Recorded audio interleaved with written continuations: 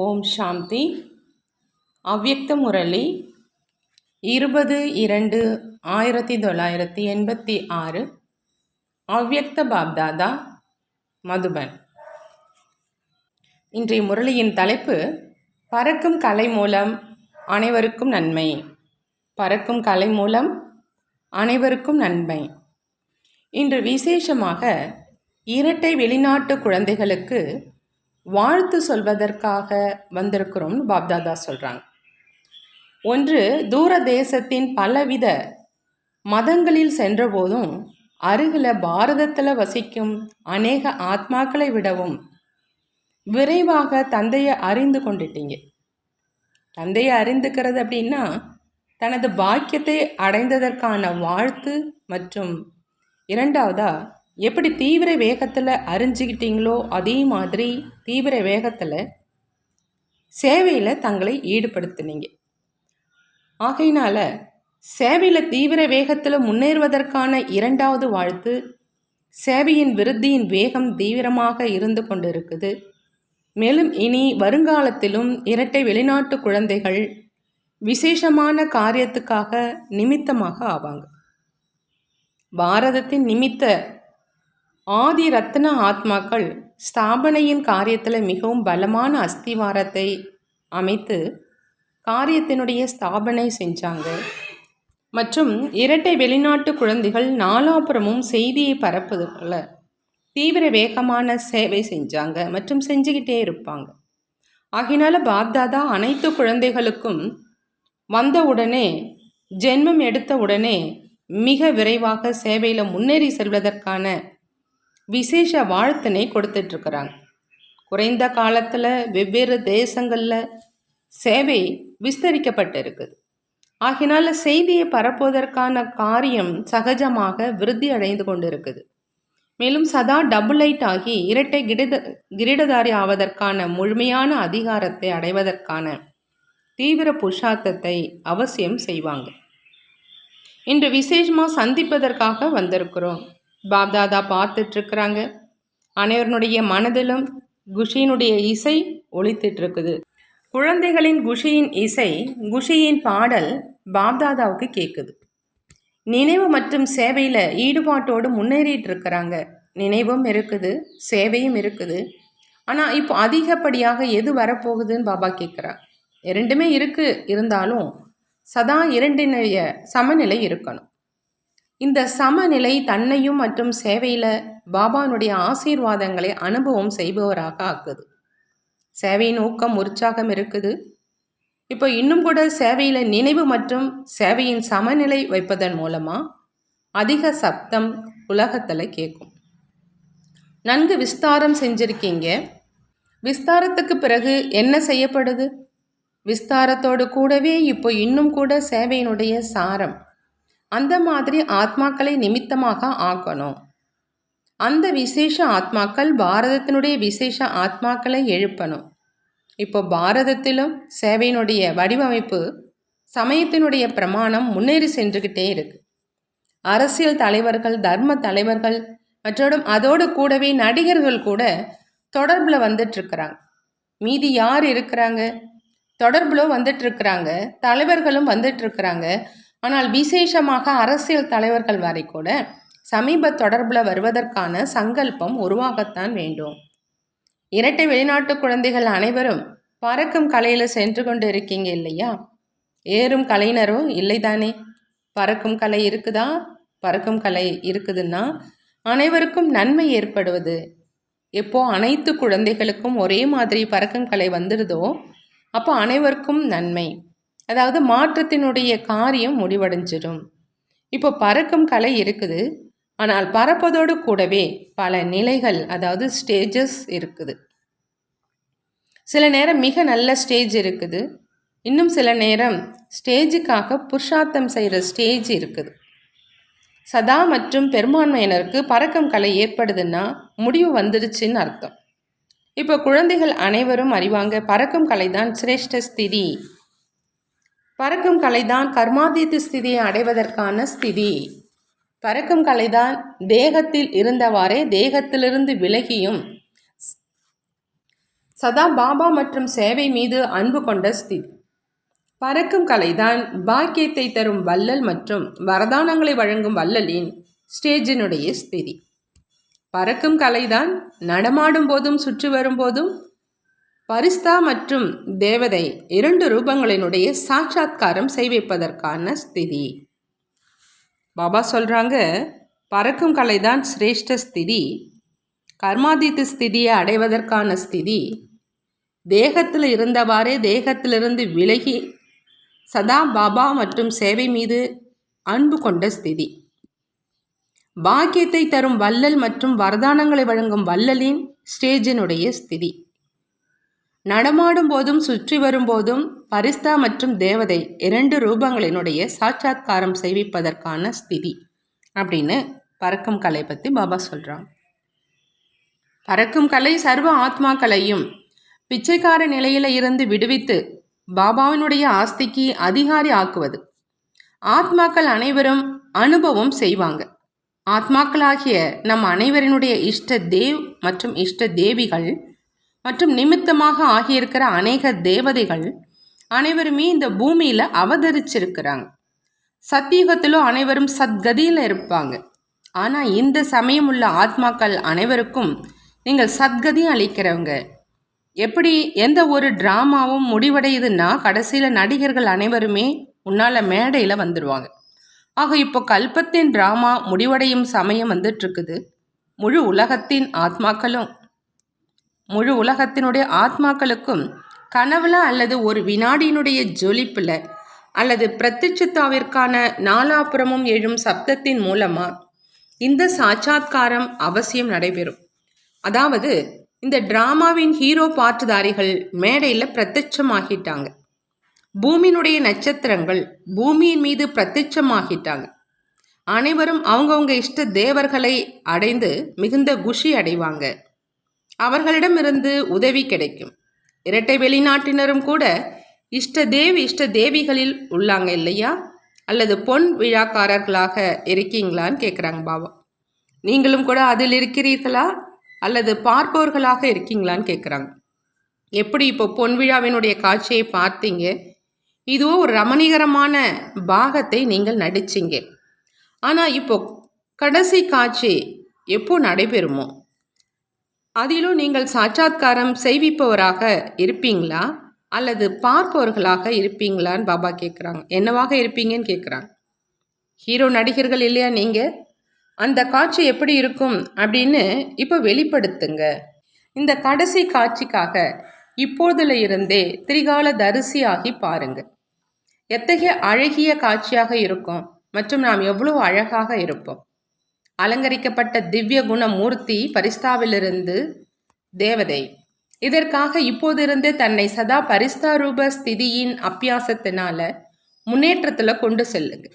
4 விசேஷ பாடங்களான ஞானமூர்த்தி, நிரந்தர நினைவு மூர்த்தி, சர்வ திவ்ய குணமூர்த்தி. ஒரு திவ்ய குணம் குறைவாக இருந்தாலும் 16 கலைகள் நிரம்பியர்னு சொல்ல மாட்டாங்க. 16 கலைகள் சர்வம் மற்றும் சம்பூர்ணம். இந்த 3க்கும் மகிமை இருக்குது. 16 கலைகள், சர்வம் மற்றும் சம்பூர்ணம், இந்த 3க்கும் மகிமை இருக்குதுன்னு பாபா சொல்கிறாங்க. சர்வகுண சம்பன்னம் அப்படின்னு சொல்கிறீங்க, சம்பூர்ண நிர்விகாரின்னு சொல்கிறீங்க, மேலும் 16 கலை சம்பன்னம்னு சொல்கிறீங்க. 3 சிறப்புகளும் வேணும். 16 கலை அப்படின்னா சம்பன்னமாகவும் வேணும், சம்பூர்ணமாகவும் வேணும் மற்றும் அனைத்தும் இருக்கணும். ஆக இதை சோதிச்சு பாருங்கன்னு பாபா சொல்கிறாங்க. கேட்டீங்க இல்லையா? இந்த வருடம் நீண்ட கால கணக்கின்படி சேமிப்பாவதற்கானது. பிறகு நீண்ட கால கணக்கு முடிவடைந்து விடும். பிறகு கொஞ்ச காலம் என்று சொல்ல வேண்டி வரும். நீண்ட காலம் கிடையாது, நீண்ட கால புருஷார்த்தத்தினுடைய லைனில் வந்துடுங்க. அப்போ தான் நீண்ட கால ராஜ்ய பாக்கியத்தை அடைவதற்கு அதிகாரியாக ஆவீங்க. 2-4 பிறவிகள் கூட குறைந்து விடுமானால் நீண்ட காலத்தினுடைய எண்ணிக்கையில் வராது. அதாவது சத்திக ஆரம்பத்தில் முதல் பிறவி இருக்கணும் மற்றும் முதல் இயற்கையின் சிரேஷ்ட சுகம் இருக்கணும். 1 ஆக இருக்கணும், அனைத்திலும் 1 என இருக்கணும். அதற்காக என்ன செய்யணும்? சேவையும் நம்பர் 1, ஸ்திதியும் நம்பர் 1. அப்போ தான் 1 வருவீங்க இல்லையா? ஆக சத்திக ஆரம்பத்தில் வரக்கூடிய நம்பர் 1 ஆத்மாவுடன் கூட பாற்று நடிப்பவராகவே சகாப்தத்தையும் நீங்கள் தான் ஆரம்பித்து வைப்பீங்க. முதல்ல பிறவி எடுப்பவர் தான் முதல் தேதி, முதல் மாதம், முதல் ஆண்டை ஆரம்பித்து வைப்பாங்க. ஆக இரட்டை வெளிநாட்டினர் நம்பர் 1 வருவீங்க இல்லையா? நல்லது. பரிஸ்த ஆடையை அணிந்து கொள்வதற்காக வர்றீங்க இல்லையா? இது ஜொலிக்கின்ற ஆடையாகும். இந்த ஸ்மிருதி மற்றும் சொரூபமாக ஆவது அப்படின்னா பரிஸ்த ஆடையை அணிந்து கொள்வது. ஸ்மிருதி மற்றும் சொரூபம் ஆவது அப்படின்னா பரிஸ்த ஆடையை அணிந்து கொள்வது. ஜொலிக்கின்ற பொருள் தூரத்தில் இருந்தே கவர்ந்து இழுக்கும். ஆக இந்த பரிஸ்தா ஆடை அப்படின்னா பரிஸ்தா சொரூபம் தூரம் வரைக்கும் கூட ஆத்மாக்களை கவர்ந்து இழுக்கும். இன்று யூகேவினுடைய வாய்ப்பு. யூகேக்காரர்களுடைய சிறப்பு என்ன? லண்டனை சத்திகத்திலும் கூட ராஜதானி ஆக்குவீங்களா அல்லது வெறுமனே சுற்றுலா இடமாக ஆக்குவீங்களா? யுனைடெட் கிங்டம் இல்லையா? அங்கேயும் ராஜ்யத்தை உருவாக்குவீங்களா அல்லது ராஜாக்கள் சென்று சுற்றி வருவீர்களா? பிறகும் பெயர் கிங்டம் என்று தான் சொல்கிறாங்க. ஆக இந்த சமயம் சேவையினுடைய ராஜ்யமோ இருக்கவே செய்து வெளிநாடுகள் அனைத்தினுடைய சேவைக்கும் ராஜதானியோ நிமித்தமாக இருக்குது. கிங்டம் என்ற பெயரும் சரிதான் இல்லையா? அனைவரையும் யுனைடெட் செய்கிற கிங்டம், அதாவது ஒற்றுமைப்படுத்துகிற கிங்டம். ஆத்மாக்கள் அனைவரையும் பாபாவோடு சந்திக்க வைக்கிற ராஜதானி. யூகேக்காரர்களுக்கு பாபா சொல்கின்றார், யூகேயாக இருக்கிறவங்க, யூகே என்றால் ஓகேயாக இருக்கிறவங்க. எப்பொழுதாவது யாரிடமாவது கேட்பீங்க அப்படின்னா ஓகே அப்படி தானே, ஆம் இருந்தால் சரிதான் என்று நீண்ட பெருமூச்சோடு அந்த மாதிரி சொல்ல மாட்டீங்க. ஆம், மேலும் எப்பொழுது சரியாக இருக்கீங்களோ அப்போ சொல்கிறீங்க ஆம். ஓகே ஓகே சொல்வதில் வித்தியாசம் இருக்குது. ஓகே சொல்வதில் வித்தியாசம் இருக்குது. ஆக சங்கமிக ராஜதானியில் ராஜ்ய அதிகாரிகள், அதாவது ராஜ குடும்பத்தின் ஆத்மாக்கள் தயாராவதற்கான பிரேரணை நாலாபுரமும் பரவணும். ஆக ராஜதானியில் ராஜ்ய அதிகாரிகளை உருவாக்குவதற்கான ராஜ்ய ஸ்தாபனை ஆகுது இல்லையா? பாப்தாதா ஒவ்வொரு தேசத்தினுடைய சிறப்பை விசேஷம் ரூபத்தில் நினைவு செய்கிறாங்க. மேலும் சிறப்புகள் மூலம் சதா முன்னேற செய்கிறாங்க. பாப்தாதா பலவீனங்களை பார்ப்பது கிடையாது, வெறுமனே சமீட்சை செய்கிறாங்க. மிக நன்றுன்னு சொல்லியே மிக நன்றாக ஆகிடுவீங்க. பலவீனமாக இருக்கீங்க, பலவீனமாக இருக்கிறீங்க அப்படின்னு சொன்னால் பலவீனமாக ஆகிடுவீங்க. ஒன்று முதல்ல பலவீனமாக இருக்கிறாங்க, வேறு யாராவது ஏதாவது சொல்லிட்டாங்க அப்படின்னா மூர்ச்சையாகிடுறாங்க. ஆனால் அவங்களுக்கு சிரேஷ்ட ஸ்மிருதியின் சிறப்புகளின் ஸ்மிருதி என்ற சஞ்சீவி மூலிகை கொடுங்க. அப்போ மூர்ச்சையிலிருந்து தெளிந்து சுய உணர்வு பெற்றுடுவாங்க. சஞ்சீவி மூலிகை அனைவரிடம் இருக்கு இல்லையா? ஆக சிறப்புகளின் சொரூபத்தின் கண்ணாடியை அவர்களுக்கு முன்னால் வைங்க. ஏன்னா ஒவ்வொரு பிராமண ஆத்மாவும் விசேஷமானவங்க, கோடியில் ஒருவர், ஆகவே விசேஷமானவங்க. அந்த சமயத்தில் மட்டும் தங்களுடைய சிறப்பை மறந்துடுறாங்க. அவங்களுக்கு நினைவுபடுத்துவதால் விசேஷ ஆத்மாவாக ஆயிடுவாங்க.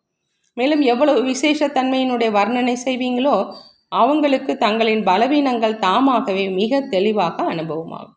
நீங்கள் சொல்ல வேண்டிய தேவை இருக்காது. நீங்கள் யாருக்காவது அவர்களது பலவீனத்தை சொல்வீங்க அப்படின்னா அவங்க மறைப்பாங்க. நான் அந்த மாதிரி இல்லைன்னு மறுப்பாங்க. நீங்கள் சிறப்புகளை சொல்லுங்கள். எதுவரை பலவீனங்களை தாங்களாகவே அனுபவம் செய்யவில்லையோ அதுவரை மாற்றம் வராது. 50 ஆண்டுகளாக நீங்கள் முயற்சி செஞ்சுக்கிட்டே இருந்தாலும் சரி. எனவே இந்த சஞ்சீவி மூலிகை மூலம் மூர்ச்சை அடைந்தவர்களையும் உணர்வு பெற்றவர்களாக ஆக்கி பறந்து கொண்டே செல்லுங்க மற்றும் மற்றவர்களையும் பறக்க வைங்க. இதைத்தான் யூகே செய்யுது இல்லையா? நல்லது. லண்டனில் இருந்து வேறு வேறு இடங்களுக்கு எவ்வளோ பேர் சென்றிருக்கிறாங்க? பாரதத்தில் இருந்தோ சென்றிருக்காங்க. லண்டனில் இருந்து எவ்வளோ பேர் போயிருக்காங்க? ஆஸ்திரேலியாவில் இருந்து எவ்வளோ பேர் போயிருக்காங்க?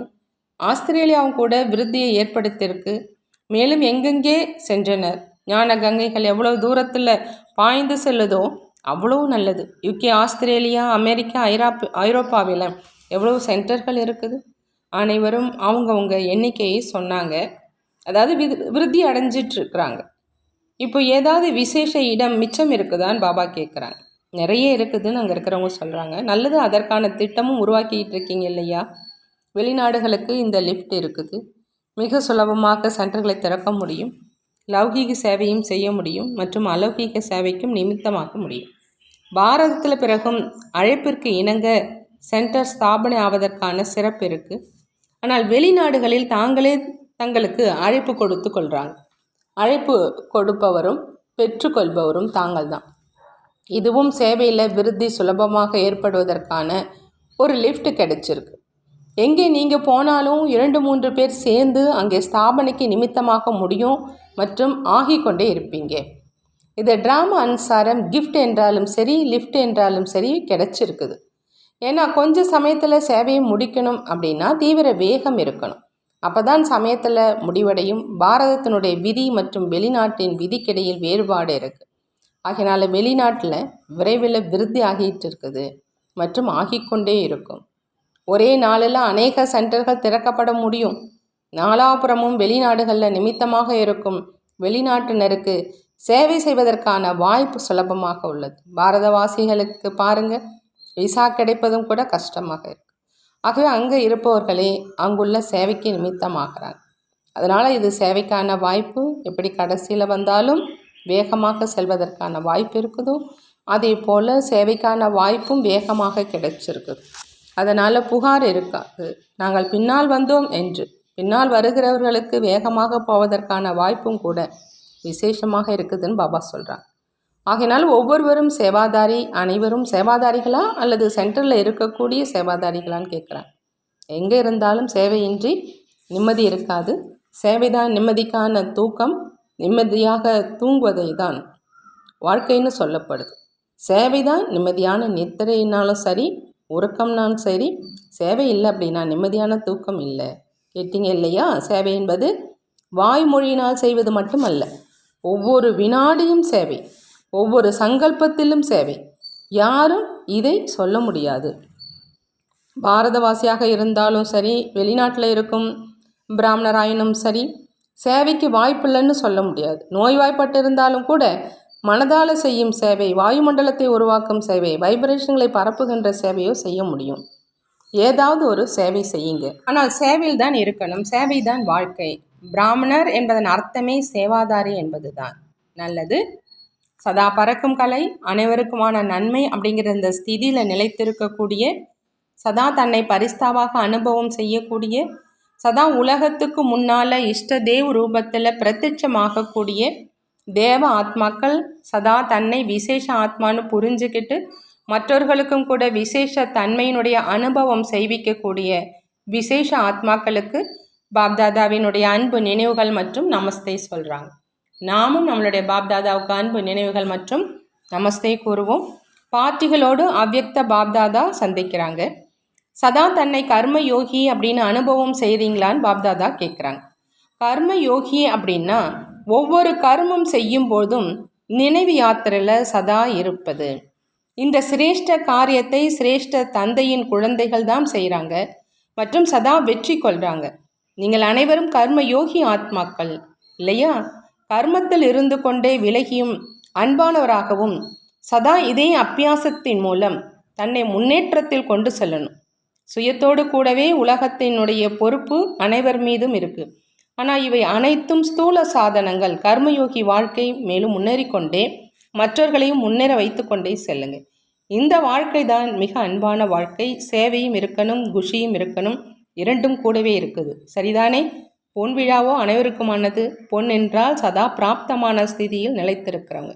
ஆக சதா தன்னை இந்த சிரேஷ்ட ஸ்திதியின் மூலம் முன்னேற வைத்து கொண்டே செல்லுங்கள். அனைவரும் சேவையை நல்லபடியாக செஞ்சுருக்கீங்க இல்லையா? சேவைக்கான வாய்ப்பும் கூட இப்போ தான் கிடைச்சிருக்கு. பிறகு இந்த வாய்ப்பு முடிந்து போகும். ஆகவே சதா சேவையில் முன்னேறிக்கிட்டே செல்லுங்க. நல்லது. பாபா வரதானம் கொடுக்குறாங்க. தந்தையின் குடைநிழலின் அனுபவத்தின் மூலம் விக்ன விநாசக் என்ற பட்டத்தை பெறக்கூடிய அனுபவ மூர்த்தி ஆகுக. அனுபவ மூர்த்தி ஆகணும் அப்படின்னா பாபா சொல்கிறாங்க, தந்தையின் குடைநிழலின் அனுபவத்தின் மூலமாக விக்ன விநாசக்ங்கிற பட்டத்தை பெறணும். எங்கே தந்தை உடன் இருக்கிறாங்களோ அங்கே யாராலும் எதுவுமே செய்ய முடியாது. இந்த துணையினுடைய அனுபவம் தான் குடைநிழலாக ஆயிடுது. எங்கே தந்தை உடன் இருக்கிறாங்களோ அங்கே யாராலும் எதுவுமே செய்ய முடியாது. இந்த துணையினுடைய அனுபவம் தான் குடைநிழலாக ஆகுதுன்னு பாபா சொல்கிறாங்க. பாப்தாதா எப்பொழுதுமே குழந்தைகளை பாதுகாக்கவே செய்கிறாங்க. உங்களை அனுபவி ஆக்குவதற்காகவே பேப்பர்கள் வருது. அதனால் புரிஞ்சுக்கணும், இந்த பேப்பர்கள் அடுத்த வகுப்புக்கு முன்னேற செய்வதற்காக வந்துட்டுருக்குது. இதன் மூலம்தான் சதா காலத்துக்கும் விக்ன விநாசக்குங்கிற டிகிரி மற்றும் அனுபவ மூர்த்தியாவதற்கான வரதானம் கிடைச்சிடும். இப்போ யாராவது கொஞ்சம் குழப்பம் விளைவிக்கிறாங்க அல்லது விக்னத்தை ஏற்படுத்துகிறாங்க அப்படின்னா மெதுவாக குளிர்ந்து போவார்கள். பாபா ஸ்லோகனில் சொல்கிறாங்க, யார் சமயத்தில் சகயோகி ஆகிறாங்களோ அவங்களுக்கு 1க்கு பல மடங்கு பலன் கிடைச்சிடும். யார் சமயத்தில் சகயோகி ஆகிறாங்களோ அவங்களுக்கு 1க்கு பல மடங்கு பலன் கிடைச்சிடும். நல்லது. ஓம் சாந்தி. நன்றி பாபா, நன்றி.